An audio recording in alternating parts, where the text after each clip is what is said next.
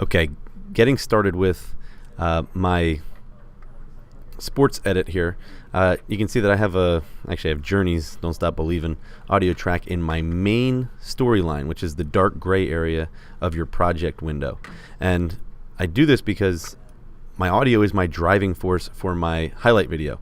And so if I put this here, basically I'm just going to attach to it my video clips. And my video clips are where I can change the duration of each clip.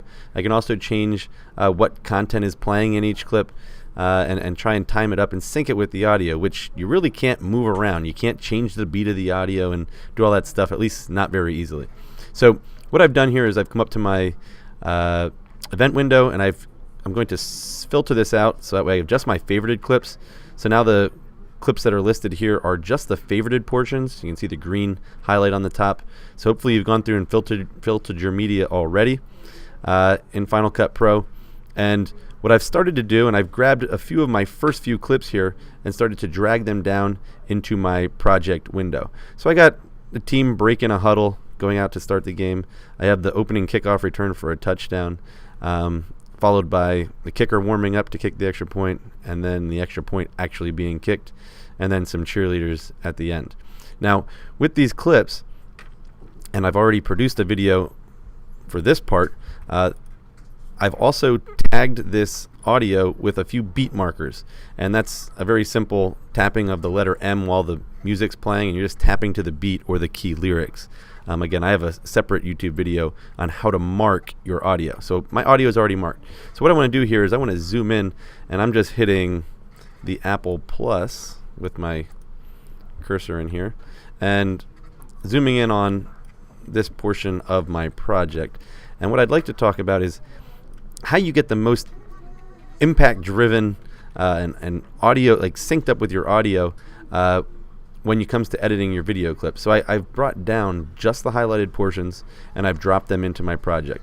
Now I have a few of these beat markers dropped in here as well that work along with this audio track.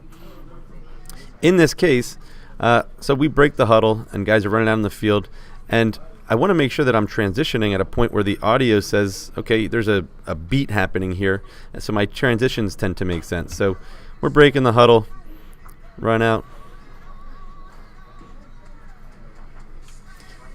And you want these things to sync up with your audio so that way the transitions, when there's an audio element in the audio that, again, is driving this transition.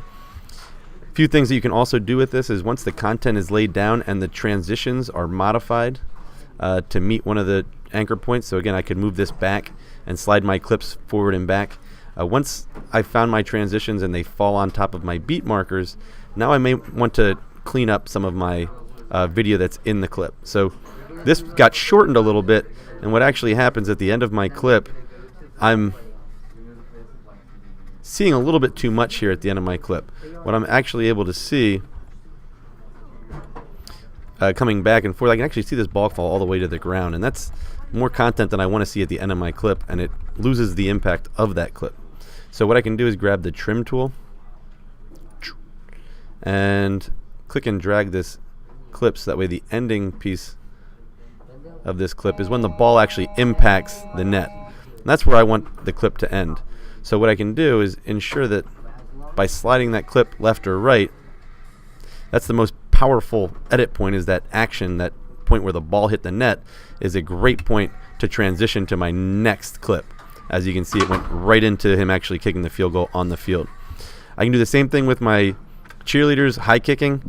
If I go back to the arrow tool and select that clip and use the trim tool now, I can grab this clip and slide it left and right to just change the viewable portion of this clip. And I don't want to have any of this zoom in at the end, so that's one thing you may want to be aware of, again, what's actually in the original footage. So whether you slide it left and right, what this allows you to do is pick where does this clip end. Okay, we got our kicks,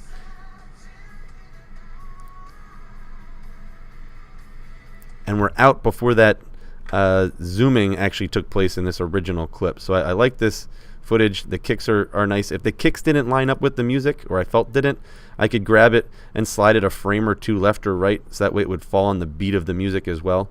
And just to ensure that as the music is playing, I am getting those high kicks to work out exactly where I want them. And those girls landing on the ground with their feet, if I can bring my playhead to the end of this clip, their feet all just hit the ground, and that's another, again, a great point to conclude that clip and to move on to my next clip.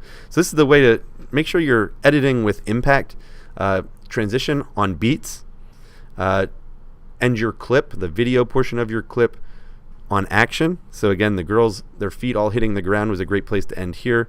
The ball impacting the net was a great place to impact.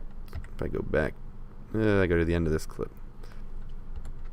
There you go. The ball impacting the net is the very last instance before it transitions to the on the field kicking of the field goal. And even that shot, I tried to end with the ball passing through the upright. So you can, if you can see on screen here, go back one frame. You can see on screen here the ball has just passed through the uprights, and again, a good place for us to transition into the next clip, which is the girls. I have used no cross dissolves, no special effects to really make this look smooth or to act a certain way in those transitions. They're just straight jump cuts between each of our action shots, and the action is hopefully falling right on the beat, and the action is right at the end of the clip. All right, some things to be considering and things I'm looking for when I assess your or grade